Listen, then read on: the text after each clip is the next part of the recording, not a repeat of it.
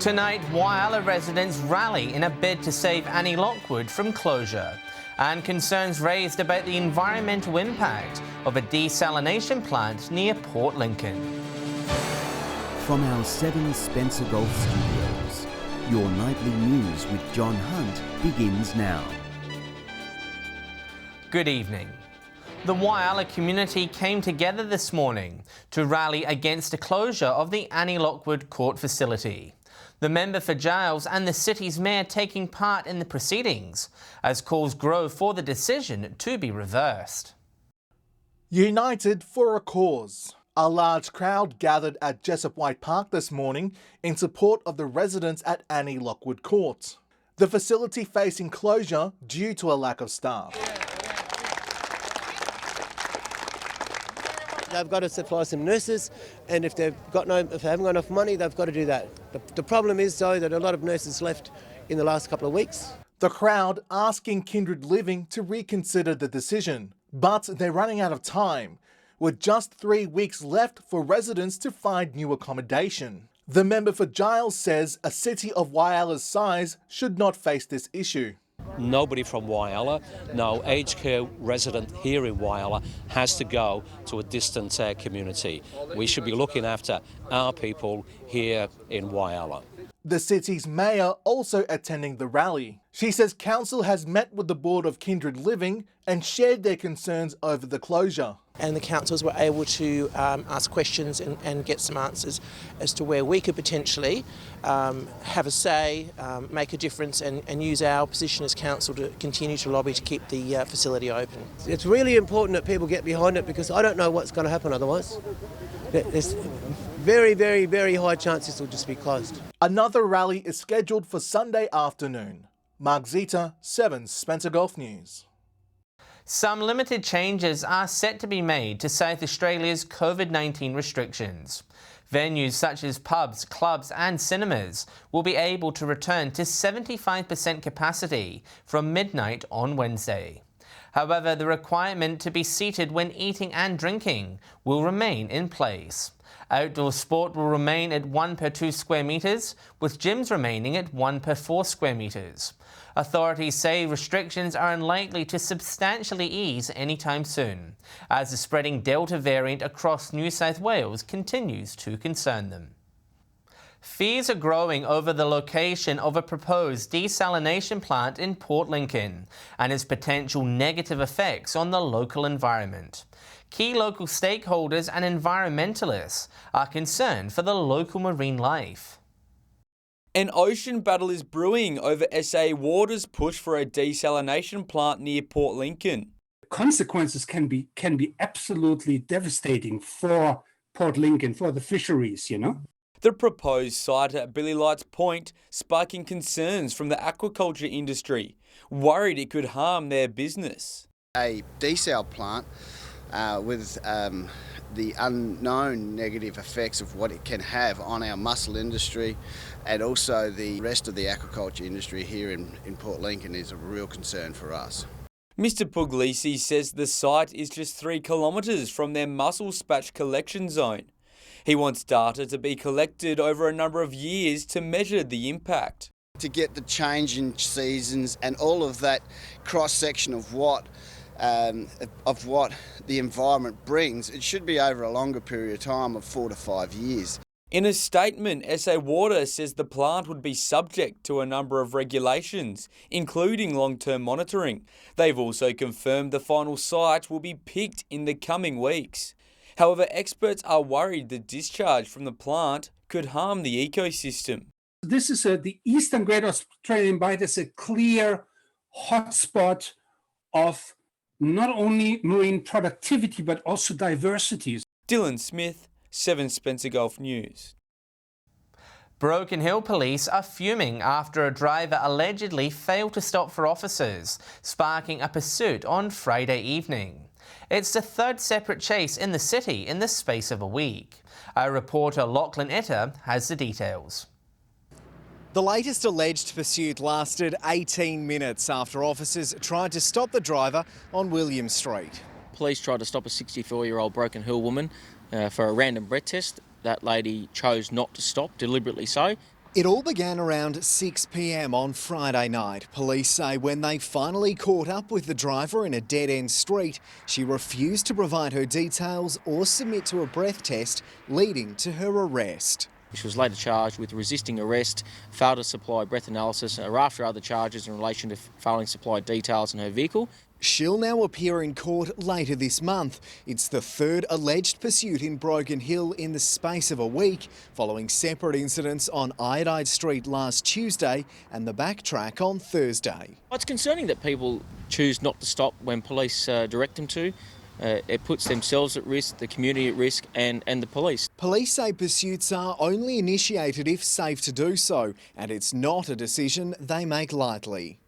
If people choose not to stop, engage in pursuit, it can lead to monetary penalties, fines, loss of your licence, the car could be impounded and eventually jail time. Police say of the recent pursuits, only one driver is yet to be caught. York Peninsula Police have been kept busy over the past 24 hours. At about 4:20 yesterday afternoon, police observed a woman driving whilst using her phone. A 45-year-old woman was pulled over, allegedly returning a reading of .162. Police also allege there was a 7-year-old child in the car. She was reported for drink driving and using a mobile phone. Meanwhile, in an unrelated incident, a 43-year-old man returned a positive result of .092 just after 6 last night. He was reported, received an instant loss of licence, and his vehicle was impounded. Police are asking for information regarding a break-in at a supermarket in Whyalla. At around 4 a.m. on Sunday, the front window of the Foodland supermarket on Essington Lewis Avenue was smashed. A large plastic guide dog container was then stolen. Anyone with information is urged to contact Crime Stoppers. Still to come tonight, our region's pharmacies preparing for the arrival of the Moderna vaccine, and Port Lincoln Council considering expanding their boundaries.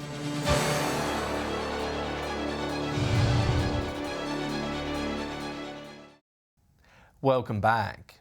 The Spencer Gulf's COVID vaccine capacity is about to be bolstered with the arrival of the Moderna vaccine. The TGA approving it for use late yesterday afternoon, with our region's pharmacies allowed to administer doses.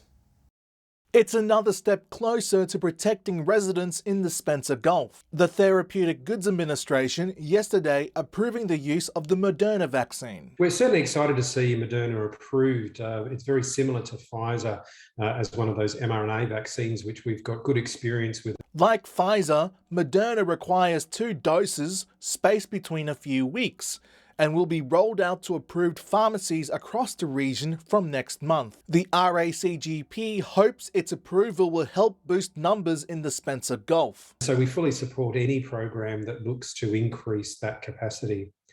In our rural and remote areas, we GPs often do work closely with the pharmacists. The state's Pharmaceutical Society is encouraged by the approval, saying it could reduce vaccine hesitancy. We know that there's a lot more of our patient, our client base that would benefit from having the Moderna, because as we know, the AstraZeneca is really preferred for anyone over 60. But on a state level, a rollout is yet to be agreed to, with the Premier waiting on further information from the Commonwealth. We have the Moderna doses which are coming in, which we're still trying to get the exact dosage that will be sent to South Australia. Mark ZITA, 7 Spencer Gulf News. While Broken Hill locals are currently in 3 separate border bubbles, unrestricted interstate travel appears to be a long way off. Premier Gladys Berejiklian again confirming targeted restrictions and vaccinations will be the key to freedom. Around a quarter of adults in New South Wales are vaccinated, well short of the national target of 70%, which will see border restrictions permanently reduced. A Flinders University study has revealed the impact of caring for terminal patients on emergency department nurses. The authors say balancing the demands of a high-pressure environment with supporting grieving families is pushing some to the edge. A chaotic emergency department is not the place for end-of-life care. That's the findings of a new study into the impact it's having on nurses. Authors say over 68% of those surveyed believed caring for grieving relatives should be done by specialised staff. Once somebody has died in the emergency department, it's not the most beneficial place for families. There aren't quiet spaces. A survey of more than 200 people revealed that more than 2/3 have no end-of-life care training. Researchers also finding that a growing number of nurses are struggling with their mental health. We see challenging behaviour problems every day, such as smashing a door or a window, right through to potential or actual physical abuse of staff. Nurses in our survey said that they wanted more debriefing, they wanted more support. They're calling for education and bereavement care and more focus on nurse wellbeing. So the issues for regional and rural areas are exacerbated, I think, where they won't have access to 24-hour services such as perhaps bereavement support or social work. If you or someone else you know is struggling, call Lifeline on 13 11 14. Edward McCarroll, 7 Spencer Gulf News. Port Lincoln's council has begun investigating whether to increase its electoral boundaries. However, not everyone is in favour of the shift, with the District Council of Lower Eyre Peninsula set to oppose the idea. A potential boundary change for the Port Lincoln district, the first of its kind since 1981. It's about time to look at how the population growth and the residential growth areas have expanded beyond the boundaries. City Council looking to expand its boundary to include neighbouring areas Boston and Tyatukia, but they will face a fight with a neighbouring council firmly against the plan. It's not something that we are readily looking to be doing, but the process is in place now. Port Lincoln Council's CEO says the proposal is in response to an increase in people from those communities spending more of their time in the city. Clearly that says that there's a desire and a need for those people who live within the fringe of our City of Port Lincoln's boundaries to be involved in discussions around the future of Port Lincoln. But Ms Quigley is concerned about the loss of ratepayers and its impact on local resources, including their ability to improve local infrastructure. So we've invested a lot in the community, in infrastructure. So obviously, we're not really keen to lose that. Dylan Smith, 7 Spencer Gulf News. Stay with us. Our region's Indigenous community reacts to the new Closing the Gap funding program, and Broken Hill residents urged to use their Dine and Discover vouchers.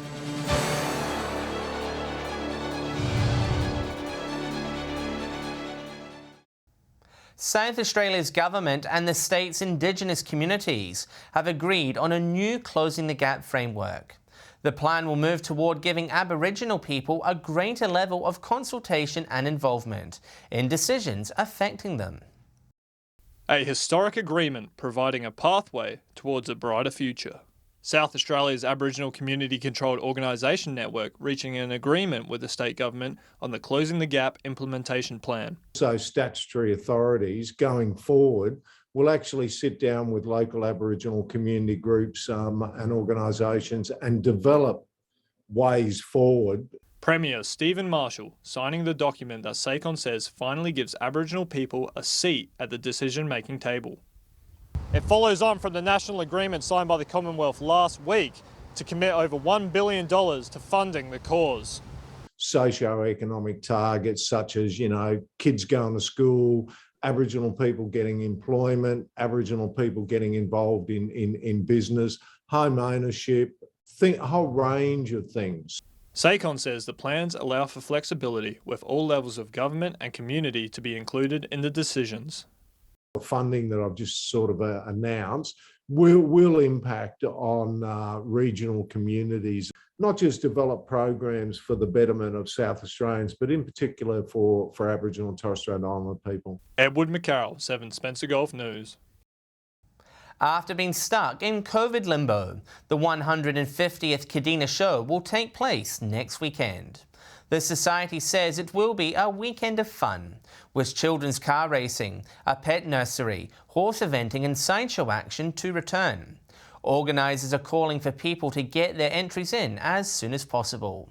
The Show Society will continue monitoring the state's COVID restrictions for any changes. With many in Broken Hill choosing not to travel, Two prominent business owners are calling on locals to use their Dine and Discover vouchers in town. They say it's a simple way to cover for the sudden drop in visitor numbers. They were the free vouchers to reboot the hospitality and tourism industries. Now Dine and Discover could come to the rescue of local businesses as our visitor numbers grind to a halt. If we can get 1,000 people to get out and use their vouchers, that represents $100,000 back into the economy of Broken Hill. Every adult is eligible for 4 $25 vouchers that expire at the end of this month. With travellers hesitant to hit the road, locals are being encouraged to dine and discover in their own backyard. It will be such a significant increase in the local economy, especially the business economy, that there will be such a huge flow-on effect. So we will all benefit out of this program. Figures from Service New South Wales show just half of the vouchers issued to Broken Hill residents have been used.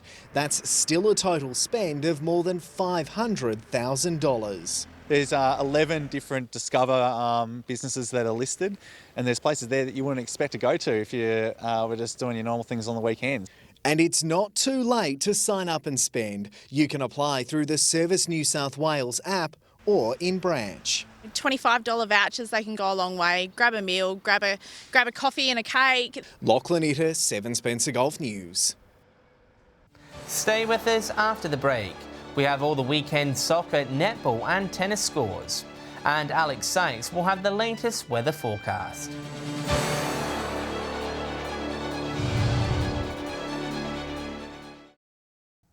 Hello again. A number of sports returned in South Australia at the weekend, following the statewide COVID lockdown. Katrina Musson has this week's sports wrap. After a 2-week COVID hiatus, netball and soccer returned to play across South Australia at the weekend. Starting with Port Pirie netball, and Blue Wren were too strong for Port, securing a win by 34 goals, while Solomon Town defeated Central Risdon. Solly's Georgia Rose Scarman awarded the A1 Intersport Player of the Week. In Sunday's catch-up match, Blue Wren overcame Central Risdon. Blue Wren's Samara Walk named Player of the Match. Up in Port Augusta, St Joseph's caused an upset, beating top team Railways, and Quorn knocked off Magpies in a close one. In Whyalla, YCW defeated Warriors, while Kiwi defeated True Blue. And in Port Lincoln netball, Wayback were too strong for Imperial, defeating them by 20 goals. Wanilla also on the winners list, defeating Boston 57-32. Switching to soccer now, and we'll stay in Port Lincoln. Lincoln City Raiders dropped their first points this season after a shock 3-0 loss to Seacole Masters. South Coast picked up their first win in 9 games, defeating Lincoln Knights. In Broken Hill soccer, Celtic were too strong for West, winning the high-scoring match 8-4.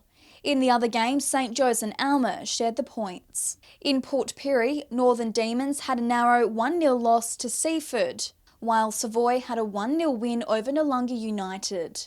In Whyalla, Lions recorded a big win over Steel, while Croatia thumped Westlands.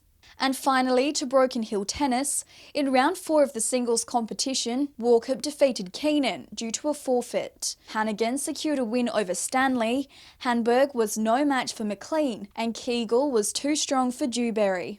And that's all for sport from across the region. If you would like your team's results featured, please let us know at our Facebook page. Time now for a look at what we can expect weather-wise in the Spencer Gulf and Broken Hill. With all the details, here's Alex Sykes. Thanks, John, and good evening, everyone. Not a bad day across the Gulf today from 3 p.m. Port Augusta was mostly sunny and 24 degrees, while it had high cloud and was windy 25. Broken Hill was sunny and 21 degrees. Looking further out across the region now, high cloud across Port Pirie, 23 degrees. Woodner was 22.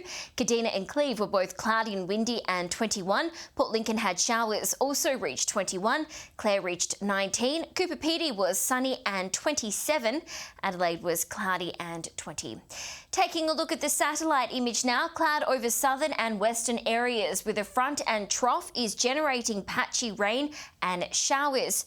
chiefly over Lower Eyre Peninsula and the Kangaroo Island. Skies are clear further north due to a dry air mass. Moving on to tomorrow's weather outlook now, and we'll start with the Gulf waters. Northerly winds 15 to 20 knots, seas around 1 to 1.5 metres, and south to southwesterly swell below 1 metre. Wet conditions across parts tomorrow. Port Lincoln rain easing and 16 degrees. Cleve, a shower of 2 and 15. Woodna also a shower of 2 and 17 degrees. While in Port Augusta, both a shower of 2, 19. Kadina showers and set to reach 16 degrees. Port Pirie shower of 2, 18. Clare showers and 14. And Broken Hill is set to be windy and mostly sunny, a top of 24. Taking a look further through the week now, mainly fine conditions across Thursday. Sunny for Cooper Pedy and Broken Hill. Rain for Adelaide. Partly cloudy everywhere else. Temperatures mainly in the mid to high teens. Similar conditions forecast for Friday. Sunny for Cooper Pedy. Rain for Port Lincoln and Adelaide. Partly cloudy for the rest of the region.